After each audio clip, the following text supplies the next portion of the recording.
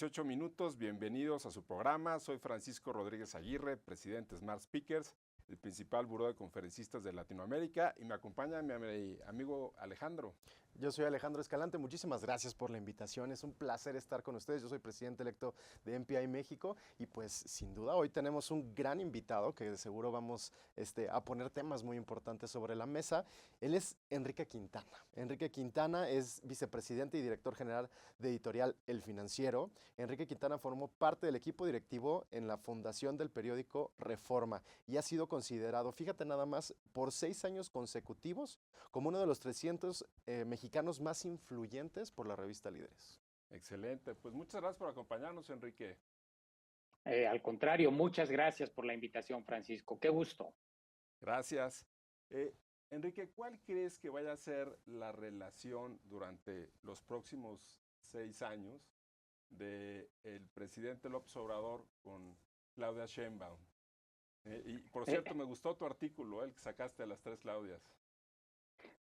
Gracias, Francisco. Mira, hablar de 6 años es muy difícil. Déjame concentrarme en cómo veo las cosas en los siguientes meses y quizás en el curso del primer año de la próxima administración, que es lo predecible, me parece. Yo decía en ese texto que hay que entender que en el proceso de transición, los candidatos ganadores, o en este caso la candidata ganadora, pasa por etapas de metamorfosis. Una de ellas es como candidata cuando tiene que pues, obtener el triunfo en una elección. Otra etapa que es la que hoy está presentándose es cuando es virtual presidenta electa o candidata ganadora. Y en el caso de México en particular, hay una singularidad porque tiene que estar como candidata ganadora bajo la sombra de un político como no habíamos tenido en décadas, por su popularidad, por su trascendencia, por el poder que ha concentrado, que es Andrés Manuel López Obrador. Entonces, esa relación en este lapso está siendo una relación compleja. Claudia Sheinbaum ha tenido la autonomía para nombrar en su gabinete a personajes que probablemente López Obrador nunca hubiera puesto en esos cargos. Pero al mismo tiempo tiene que estar alineada con López Obrador y por eso vimos recientemente que dijo pues que ella nunca va a pintar su raya respecto a López Obrador como algunos le han recomendado. Para el futuro, Francisco, creo que lo que vamos a ver al paso de los meses, ya cuando tome posesión en octubre y a lo largo del primer año de gobierno, es una mayor autonomía de la que ya será entonces presidenta constitucional. Ningún presidente en la historia, salvo aquellos viejos tiempos del maximato, ha tenido que compartir el poder. Cuando hay un proceso en el que el expresidente incomoda a quien está en el cargo, pues hay muchas salidas, como pueden ser las embajadas, como pueden ser el enviarse a proyectos que lo mantendrán ocupado. Así que, pues me parece que esta va a ser la circunstancia que vamos a ver en el primer año de gobierno. Una relación que no va a ser nada fácil. Pues, por supuesto. Enrique, platícanos un poquito sobre la reforma judicial. Se escucha que, bueno, evidentemente se va a discutir, ¿no? Pero en el tema de que los jueces, ¿no?, sean electos, probablemente se quedará. ¿Cuál es la opinión? ¿Qué opinión te merece este tema de esta reforma? Mira, hay una discusión muy vasta.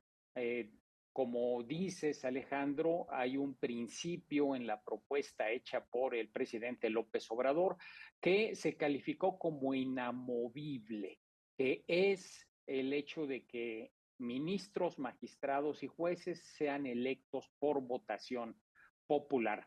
Hay quien cuestiona que ese hecho va a impedir que los juzgadores en cualquiera de los niveles de los que hablamos vaya a tener la independencia que se requiere en ese cargo.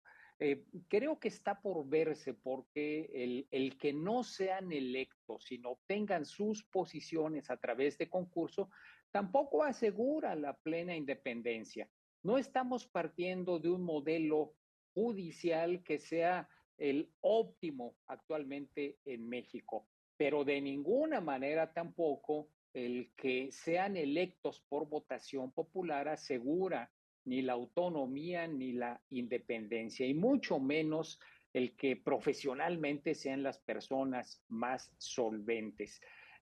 Creo que lo que se tiene que hacer con la reforma judicial es tomarse en cuenta las opiniones que se han expresado ya al menos en un par de foros. Va a haber 9 foros organizados por el Congreso y otros organizados por otras instituciones como la propia UNAM, en donde habrá puntos de vista que eventualmente sí se incorporan a la reforma a través, por ejemplo, de filtros para garantizar la idoneidad de las personas que eventualmente competirían por esos cargos, si se establecen mecanismos de control adecuados, si se establece una temporalidad adecuada en este proceso y no se pretende hacer todo de manera rápida, creo que se podría minimizar el efecto negativo que podría tener en el sistema de justicia en México este cambio de mecanismo de designación.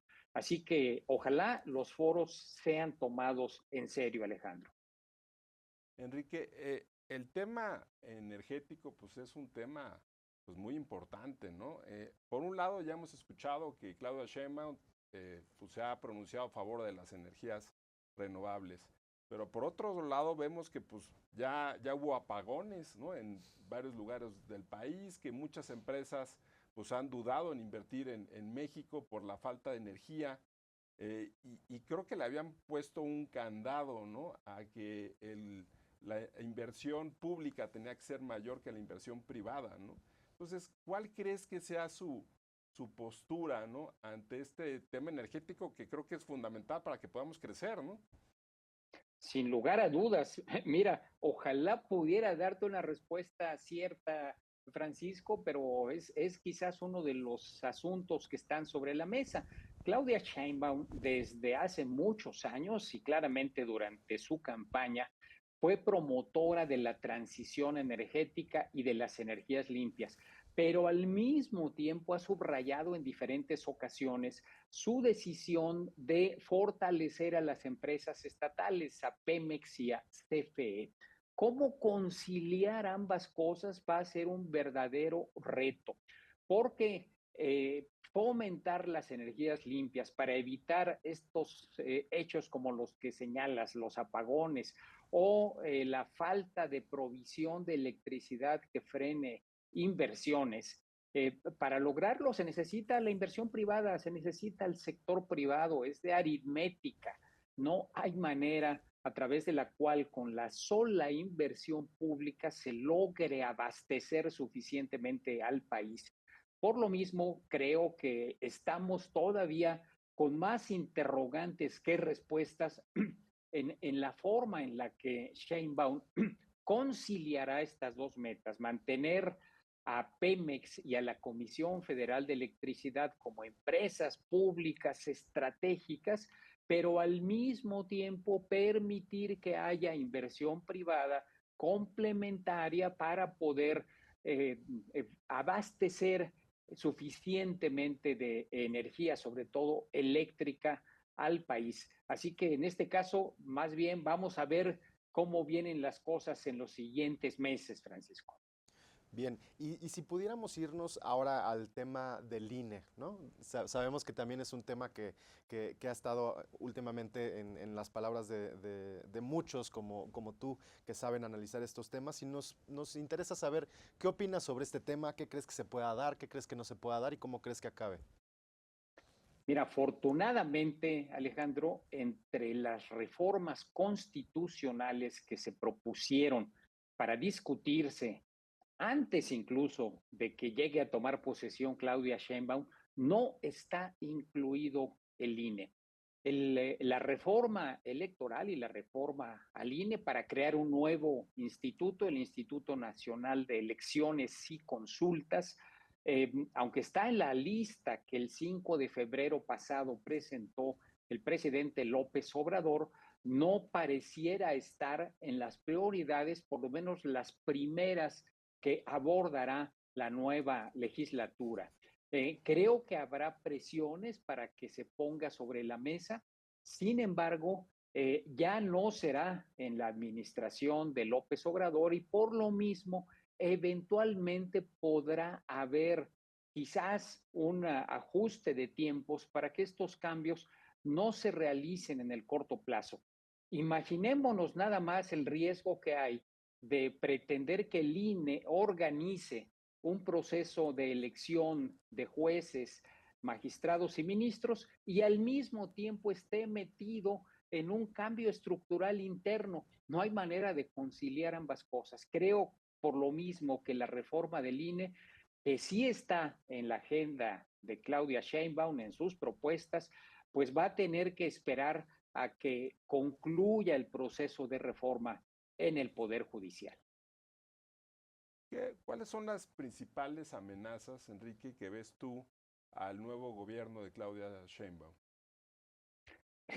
Mira, no sé si amenaza sea la palabra más adecuada, pero por lo menos desafíos y riesgos. Sí. Hay uno muy grande, que es el tema de los dineros. Sheinbaum a lo largo de su campaña, pues prometió, como lo hacen todos los candidatos, toda una serie de beneficios, la ampliación de los programas sociales, el generar una infraestructura que hoy no tenemos en México o modernizar la que tenemos, el mejorar, por ejemplo, el sistema de atención público en el sector salud, tener otro sector salud. Y para todo esto, Francisco, se necesita dinero. Y lo que observamos en este 2024 es que la única manera en que se sustentaron estos programas sociales y proyectos de inversión fue con más deuda. El déficit público este año va a ser de alrededor del 6%, lo cual es el nivel más alto prácticamente en 30 años. No puede haber un incremento adicional del déficit para el 2025. Así que ahí hay un riesgo y una gran amenaza, el no tener dinero para cumplir las promesas que se ofrecieron. Y una segunda amenaza que también me parece fundamental es lo que pase en Estados Unidos, la eventual llegada de Trump al gobierno y el enorme desafío que esto va a representar para el nuevo gobierno mexicano. Pues es diferente negociar con una administración razonable, como podría haber sido, puede ser la del señor Biden, a un personaje tan errático, tan impredecible, tan explosivo como el señor Trump. Nos puede dar dolores de cabeza a lo largo de los próximos años, Francisco, al gobierno de Sheinbaum y al país entero. Sí, por supuesto. ¿Y tú cómo ves que pudiéramos trabajar o estimular la economía en México en los siguientes años? Mira, hay dos maneras, me parece, muy claras. Una y la más importante es con la generación de confianza.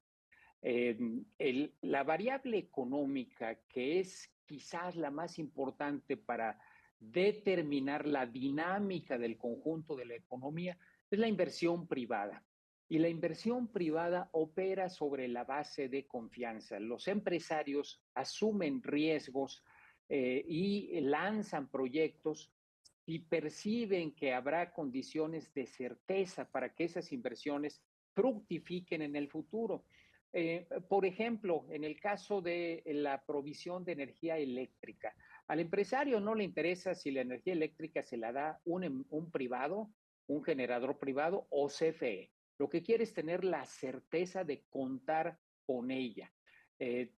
Si se logra esto, si se logra partir particularmente del mes de octubre, cuando Sheinbaum ya esté al frente, una inyección de confianza, me parece que tendremos por puro impacto de la inversión privada un mayor crecimiento del país. Y el segundo elemento a través del cual se puede hacer crecer la economía, Alejandro, es mediante preservar el mercado interno. El mercado interno ha sido en buena medida una red de protección que nos asegura que aunque la economía internacional esté sujeta a vaivenes, tengamos por lo menos un principio de estabilidad y una generación de poder de compra que permita que las empresas sigan abasteciendo a este mercado. Esto se consiguió en esta administración, es de las cosas que hay que reconocerle a López Obrador: más empleo, más salarios, mejores condiciones laborales en muchos aspectos y un poder de compra que ha permitido que la economía interna crezca. Creo que esto tiene que preservarse, pero complementarse con esta inyección de confianza para la inversión privada que hoy se requiere. Enrique, hace unos momentos tocaste el tema de las elecciones en Estados Unidos y pues obviamente son muy importantes para nuestro país. Eh, eh, Después del debate, hoy estamos a 2 de julio porque nuestros amigos, pues, es importante si lo ven después para que se den idea en cuanto a los tiempos. Eh, Biden no lo hizo muy bien, ¿no? Entonces, se ha hablado mucho de la posible sustitución. Una pregunta es, ¿qué tan factible es esa parte? Y por el otro lado, si gana Trump, creo que también ha hablado de un posible 10% de arancel para pues, todas las importaciones que lleguen a Estados Unidos, ¿no? Y no sé si incluyendo a las mexicanas, ¿no? ¿Qué tan factibles ves estas dos cuestiones y cómo ves esto? Mira, respecto a la suerte del señor Biden como candidato, eh, hay presiones fuertes en Estados Unidos para que decline. Mientras él continúe en su intención de contender en las elecciones del próximo noviembre en Estados Unidos, va a ser muy complicado que se le sustituya. Y ya recibió respaldos poderosos como el del presidente Clinton o el de Obama. Eh, Me parece que el escenario más probable hasta ahora, y lo subrayo hasta ahora porque las condiciones están cambiando día con día, es que el señor Biden se quede en la candidatura, con todos los riesgos que eso implica. A ver si en el siguiente debate, que será por allá en el mes de septiembre, pues no hace otro papelón semejante al que vimos. Tú fuiste generoso, Francisco, al decir que no fue muy bueno. Fue un desastre la participación de Biden en el debate pasado. Entonces, creo que cabe la posibilidad, si empeora Biden, si hay algún otro gesto que alarme al propio Partido Demócrata, pues que se le presione lo suficiente para que decline. Pero por lo pronto me parece que él sigue en la campaña.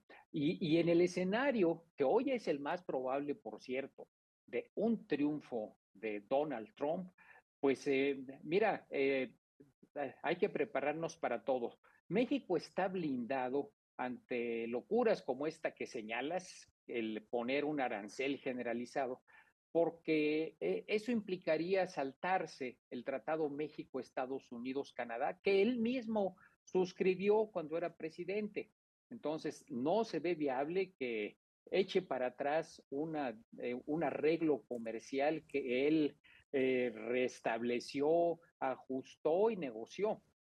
Creo que no le pegaría tanto a México, pero sí ha planteado cosas como, por ejemplo, poner un arancel generalizado de 60% a todos los productos chinos, lo cual implicaría un trastorno muy grande en el comercio internacional y, por cierto, una oportunidad adicional para México, que podría seguir ampliando su presencia en el mercado norteamericano a costa de los chinos. Creo que lo que vamos a ver ahora, a diferencia de lo que vimos hace 8 años en la primera campaña de Trump, es que la piñata favorita, si me permiten denominarlo de esta manera, de Trump no será México, sino ahora será China. y de rebote nos van a tocar algunos palos por asuntos como la seguridad fronteriza, como el tráfico de fentanilo y como la migración.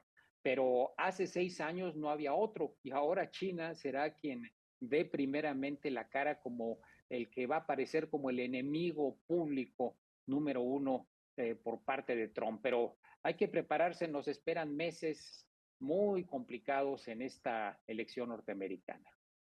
Pues muchísimas gracias, Enrique. Ya desafortunadamente llegamos de hecho, ya nos pasamos de los 18 minutos, pero contigo pues es un gusto y con información muy valiosa. Muchas gracias. Sí, es increíble la manera en que nos pudiste dar esta visión, ¿no? Muy digerible para nosotros y entender un poquito el contexto actual.